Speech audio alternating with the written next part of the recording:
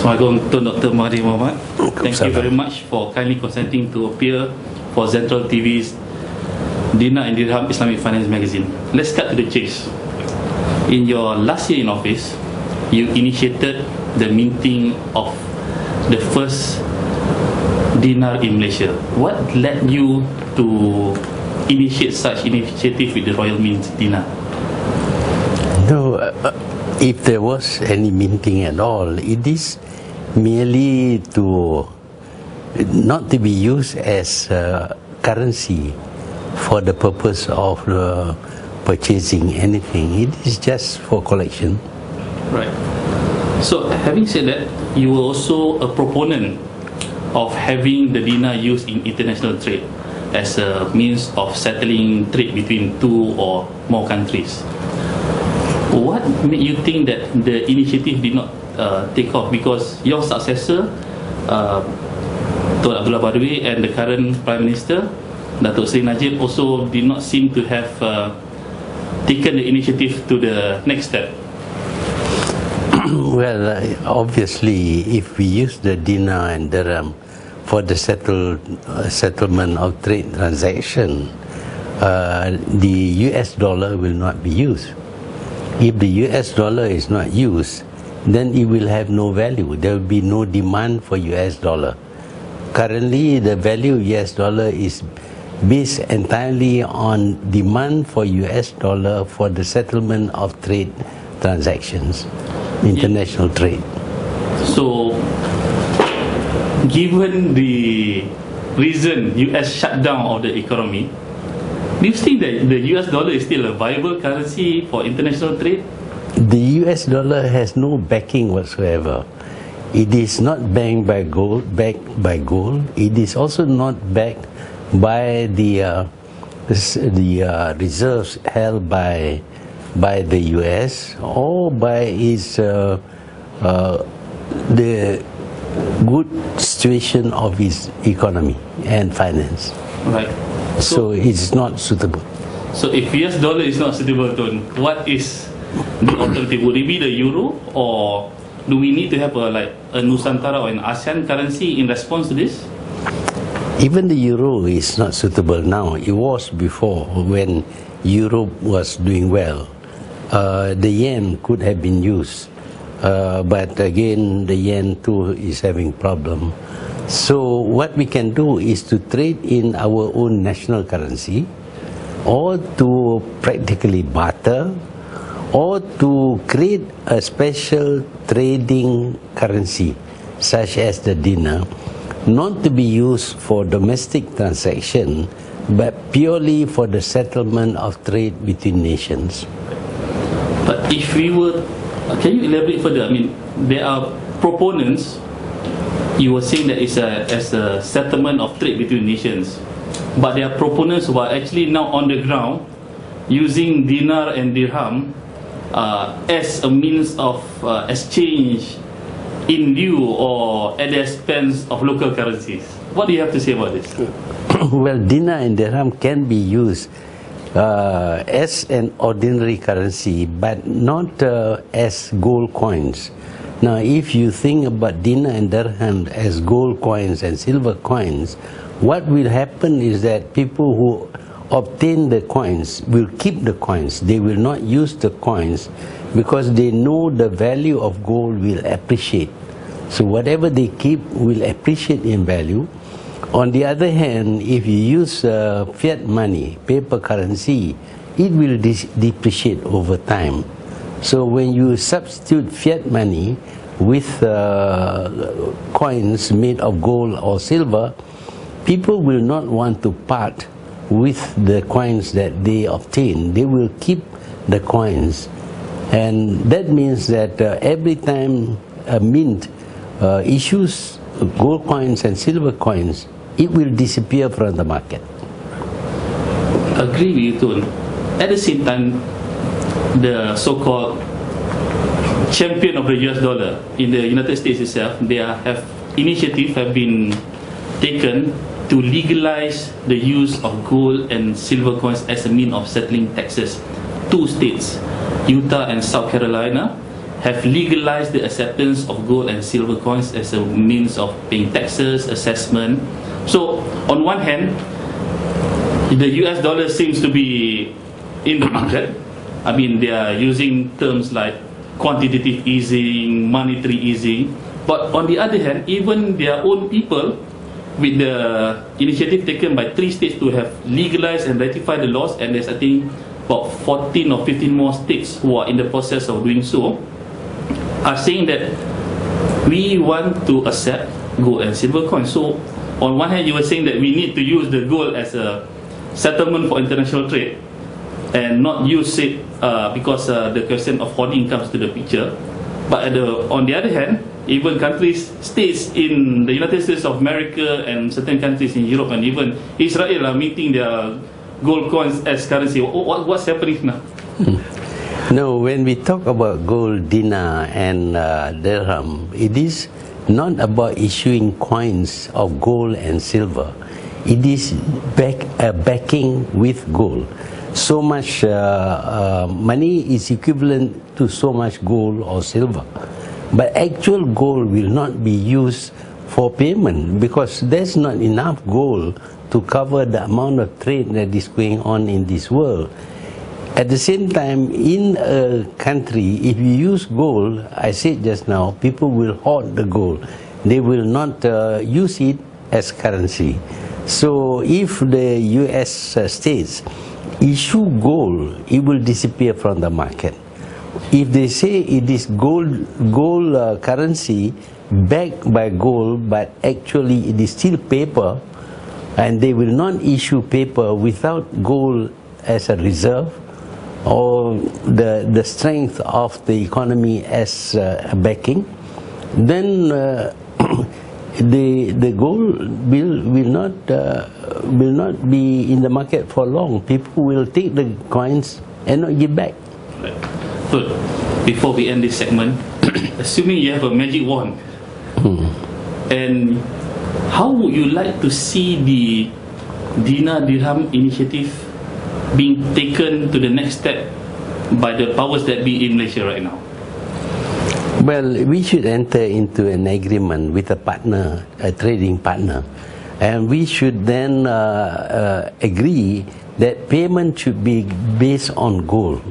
And once you determine the price of anything in gold, the other side will know exactly in their own currency what that means, what is the price in their own currency, and we will know what is the price in the Malaysian currency.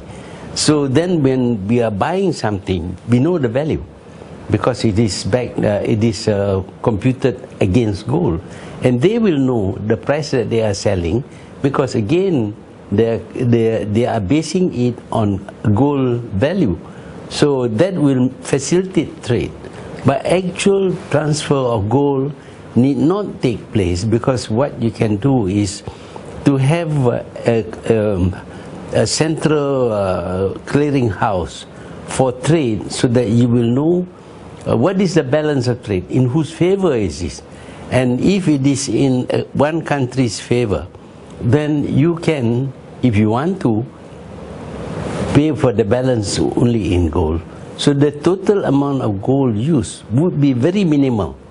And if you don't want to settle it in gold, then you can carry it ahead so that in the next year, if you have a surplus, then that will be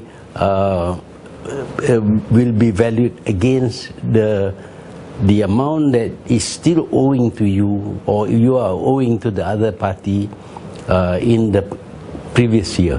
Right. Dr. Mahathir, in the first segment you seem to have the solutions to how to take the Dinar Dirham initiative forward in Malaysia. What do you think seems to be holding back the authorities or the situation in Malaysia from taking the initiative further? As I said just now, we are afraid that America will not feel happy about this because basically it will bankrupt America. So they will not allow this to happen, and most countries are afraid of America. But is it just America, or is it the European Euro as well? Or well, America is very belligerent. It does not hesitate to go to war in order to protect its own interests. So on another note, you have been instrumental in setting up the Islamic finance or the Islamic banking system in Malaysia when you were in office.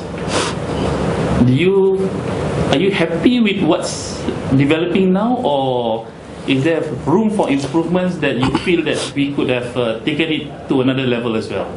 Like the conventional banking, all the time there are new products being introduced, new system being introduced. It's the same with Islamic banking. You have to meet the needs, the demands of the market. And if there is a demand for a certain way of financing, then you will have to find out how you can do it without breaching Islamic tenets. So presently I see that the people involved in Islamic banking are trying to cope with the demand. And they cannot always be just saying, well, no interest. But then there must be a replacement for that, because you cannot lend money to people and not be paid back for the risk that you have taken. You see, it's your money. If he loses the money, he doesn't pay you, then you're not going to lend him money. You see, so in order to make Islamic banking viable, there must be a return on investment, because each lending, each loan is an investment for the bank. Right. Having said that, there will always be critics who say that the so-called Islamic banking system is not truly Islamic. They give the examples of the currency used is paper money, fiat money, it should be dinar dirham. They give the example of fractional reserve banking. They give examples of contracts being asset-based or debt-based rather than joint venture, musyarakah, mudarabah. What are your thoughts on this? Well, they're trying to meet the needs of the financing world, and they have to come up with some solution. But if you talk about not being very Islamic, I think the whole Muslim world is not very Islamic. They kill each other. They fight wars against each other. They condemn others as not being Islamic. Even politically, they take a stand that is totally unacceptable in the religion of Islam. So this one, you are trying to cherry pick some small mistakes here and there, is merely to frustrate the employment of the wealth of the Muslims into productive ways. If we don't earn something from our wealth over time will shrink, so you will lose money. So what you will see is that while the Muslim world will be losing the money that they have, the others will be making money from the failures of the Muslim world. Alright, on the issue of Islamic financing, there have been calls recently to revive one of your projects during your time, which is to build a bridge over the Straits of Malacca. This might be a good way of having joint venture or musyarakah mudarabah financing. At the same time, I would like to know why exactly did you initiate such a project during your time, and now there have been calls to revive the project. I mean, there would be economic considerations and political considerations towards the geopolitical scenario. What are your thoughts on this? Well, this thing is attributed to me. I did believe in making studies of any possibility that will contribute towards the economy of the country or to the well-being of the country. But I don't think that is a feasible project at all, because this is a very expensive bridge and you will have to charge very high fees, and I don't think motorists are going to pay that kind of money, and for us to get back the investment would be very difficult. So maybe in the distant future, we might have to have the bridge. But currently, this expensive bridge is really not economically feasible. Right. So basically, given a choice between two bridges, you would rather reignite the bridge to Singapore rather than the bridge to Sumatra. The bridge to Singapore is essential. There are many reasons. For example, the water in the straits, Tebrau Strait, is very dirty. It's not moving. It's not clean enough for people to bathe in. And at the same time, you are blocking the shortest distance between east and west. All kinds of benefits are lost. And on land, you find the traffic is very, very heavy in Johor Bahru, causing traffic jams all the time. This bridge is really essential. It should have been built 10, 20 years ago. But politics interfere in this. And I don't know, for some reason or other, we seem to honor the wishes of, to submit to the wishes of Singapore.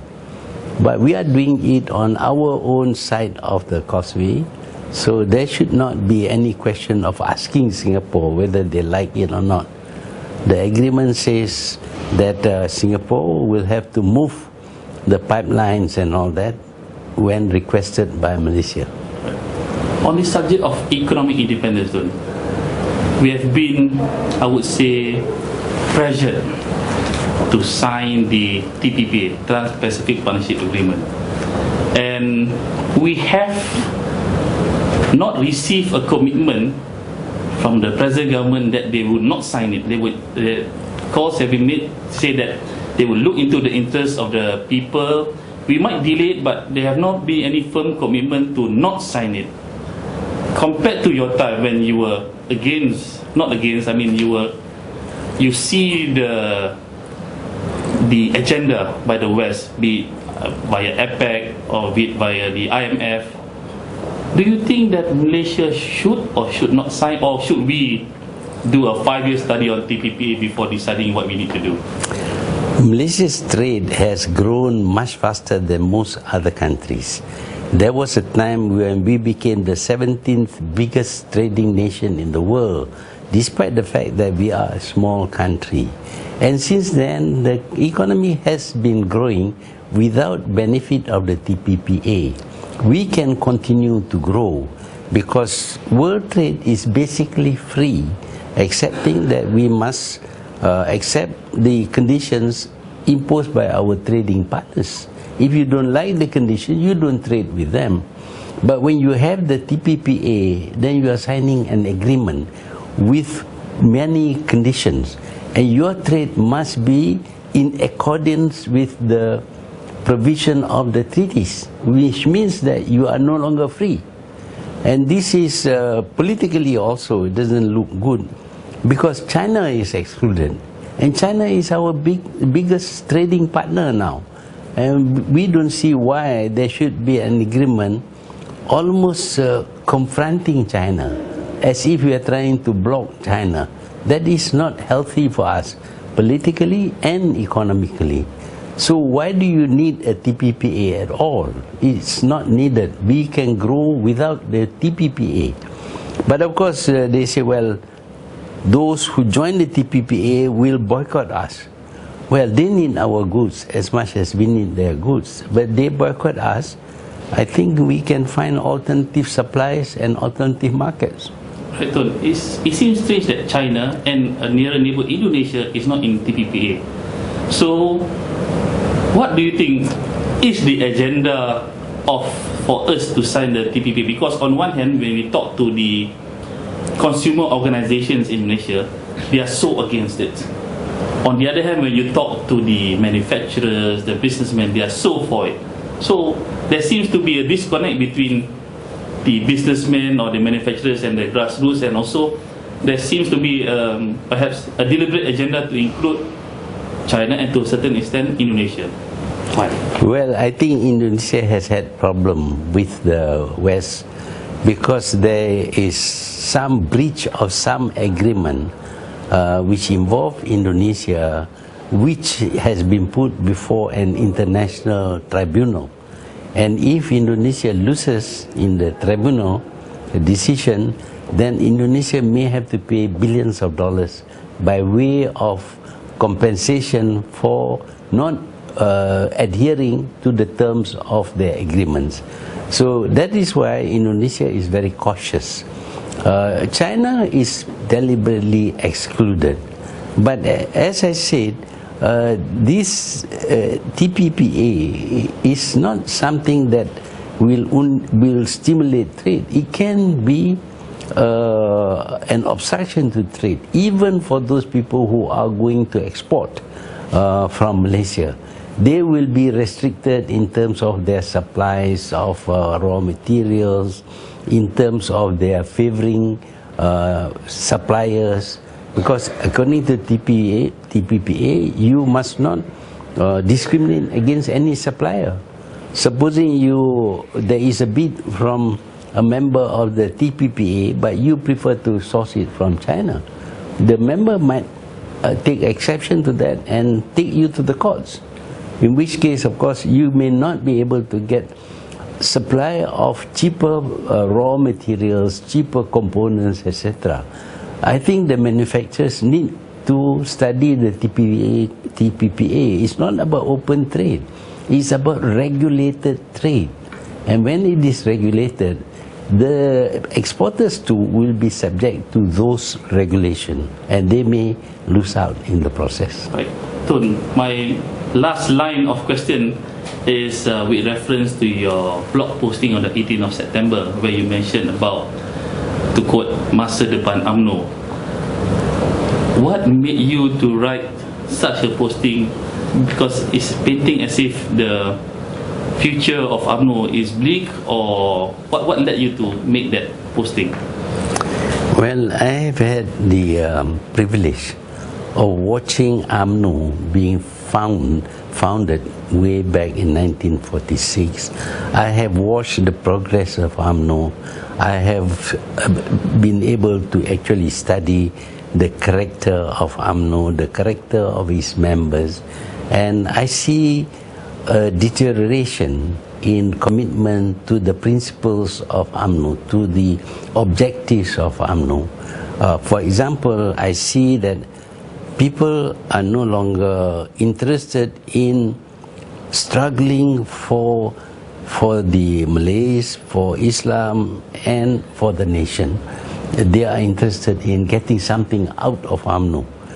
You join UMNO, you become a leader, then you get a good position, you can make money even. So these things was not present. In 1946, none at all. Everybody sacrificed. Tunku sacrificed. All the others make sacrifice. I must say that even I made a little bit of sacrifice. I didn't have much money at that time. Yeah, so that sense of wanting to sacrifice for the future of the Malays, for the future of Islam, for the future of the nation is no longer there. Everybody is willing to use money, for example, in order to get position. Before, nobody ever used money. I remember a man who says, sorry, I cannot be a candidate in this election. I'm not qualified. I think it's better to give to other people. This kind of thing you never hear. Even the least qualified will say that he should be a candidate for whatever post that he wants. So the character of the party has changed. And corruption is, well, rampant, I would say. If you are not corrupt, you don't use money, you don't win election. And when you accept money in order to give your vote, you will be electing corrupt people, because those are the people who give you money. These are corrupt people.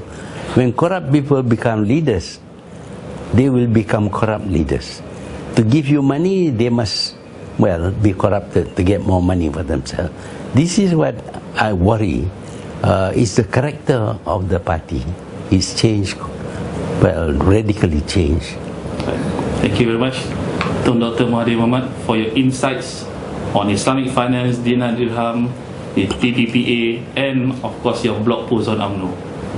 That's it for this issue of dinar dirham and Islamic finance. Assalamualaikum warahmatullahi wabarakatuh.